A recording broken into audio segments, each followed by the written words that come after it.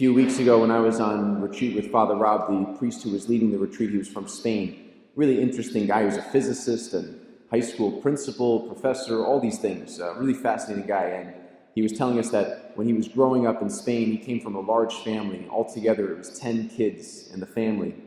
And the father used to take the children out to go hike and to go climb mountains. I guess that's what they did in that part of Spain. I don't know how you do that as a parent, to take kids climbing a mountain, but that's what they did.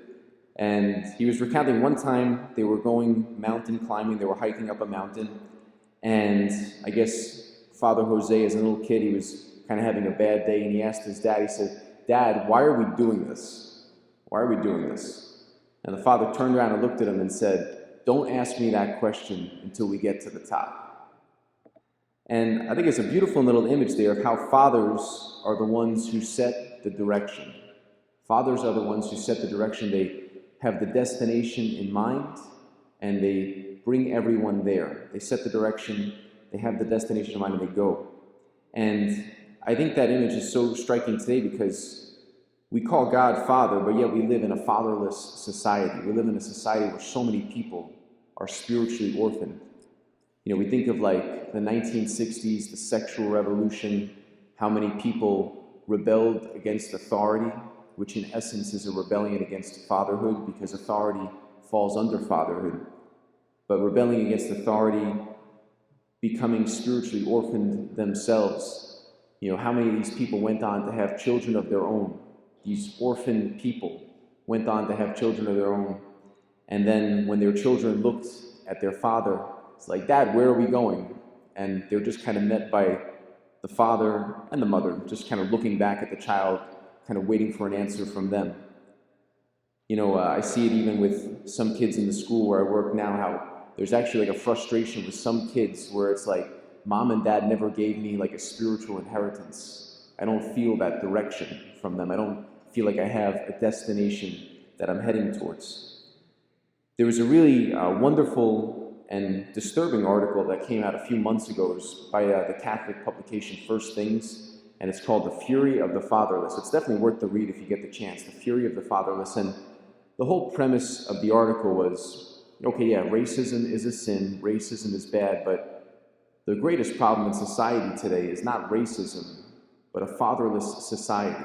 A fatherless society, a society that does not know a father, what it means to have a father. How many people live in broken families? How many people grew up with a dad who abandoned ship, was derelict in his duties, or even worse? The whole premise of this article was that it went on to go and point out a poll that came out around the year 2015, and it polled a random group of people, said, you know, what do you think about biracial marriage? And about 75% of the people surveyed said, yeah, it's a good thing. About 15-20% said, I don't care one way or the other. And then another 5%, only 5%, said, no, I'm against that. And went on to demonstrate that, yeah, racism, although it's always bad and evil, obviously wasn't as much in the consciousness as it is today. Not this kind of systemic, long-rooted thing in that sense. But went on to go talk about how these people who grew up in fatherless homes went on to go look for that sense of familial belonging and that fatherly affirmation in all these other places. We see it today in a particular way with all these political activist groups, social justice groups out there. You know, how people find a sense of familial belonging in these groups. You pick your own political flavor, but this is where people are finding a sense of belonging. You know, we've seen horrible images in the news over the last year or so, just like blasted into our homes, of like political violence one way or the other, you know, cities being burned down, stores being broken into, and then I guess the last was the Capitol being run into and stormed. All these different things, you know, point to like a fatherless society. That same priest who led the retreat, I guess growing up in Spain, the cool thing to do and what he used to do with his buddies as a teenager was, you know, to go and protest. And it was kind of like a fun thing they would do, and then eventually they would expect the police to come out with the batons, swinging for the fences, and then at that point they would run home. It was just kind of part of the routine. And to see all these different forms of violence and political activism and violence be met with minimal or no resistance, it kind of points to that erosion of authority, that erosion of fatherhood. like a fatherless society. Like how awful that is today. I mean, we even see it with like these groups of people just wandering around in these so-called protests, just kind of wandering, like no destination in mind, no direction being set. And I think the challenge, especially for fathers today, especially Christian men who call God Father, what does it mean to call God Father in the midst of this fatherless society? I think some questions that we need to ask ourselves is, again, obviously this week in particular, racism is a sensitive issue, and that's always a sin, and we never deny that. It's something we always have to work against, absolutely.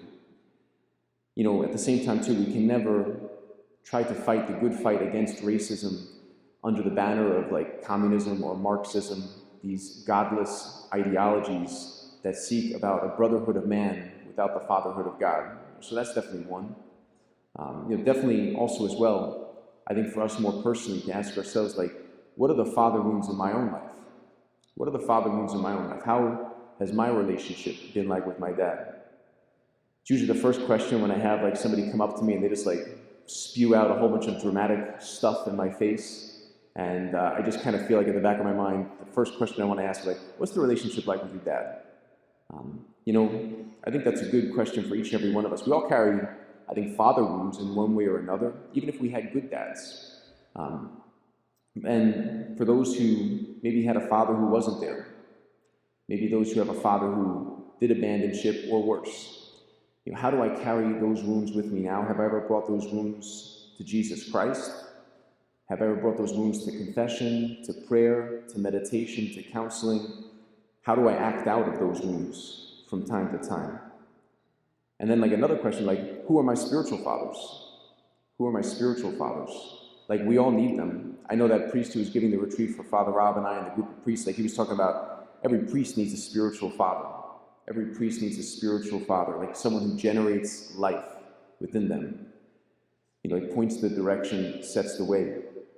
Like I give thanks for the priests in my life that I'm able to call a spiritual father. But I would say like we all need spiritual fathers, even if we're not priests. We need saints in our lives. We need those who do embody the victory of Christ in their lives, like the dying and rising of Jesus, those who are set on that direction. We need them in our lives. Like, who are those people in my life? How am I able to hear the voice of the Good Shepherd? The Good Shepherd, Christ, who receives this command from his Father to shepherd us. Like it's because we belong to him. We belong to Jesus Christ, the only name by which we're saved, the only name by which we can call God Father. We see the way the Good Shepherd shepherds us and loves us by laying down his life for us out of love. And because of that, we can respond with St. John in the second reading, see what love the Father has bestowed on us, that we may be called children of God. That the Father sent the Son, not to condemn us, but to save us, and through the outpouring of his Spirit, we too can call God Father. What's the direction in my own life? Am I wandering? Is there a direction? And in those moments, I think especially when we're climbing or trying to climb the ascent of holiness, the mountain of holiness, there's so many times where we're tempted to kind of ask, I think, what's the point of all this? What's the point? And it's our Good Shepherd, Christ, who sustains us and guides us along the way. He sustains us and guides us along the way through healing us time and again through the sacrament of confession. We hear his voice. He sustains us, he guides us through the sacred scriptures, through the gospel, through the unchanging teaching of the church. He sustains and guides us through those good saintly people who are trying, that he sends along the way, through the good bishops and priests that we have. He sustains and guides us through feeding us with his very self, body, blood, soul, and divinity every time we come to Holy Communion. So in those moments, especially when we're tempted to feel directionless, we're tempted to feel pitiful sheep without a shepherd, to ask for that grace to hear the Father speak to our hearts. When we kind of vent to him in frustration, where are we going? Why are we doing this? To hear him look us in the eyes and to say, don't ask me that question until we get there.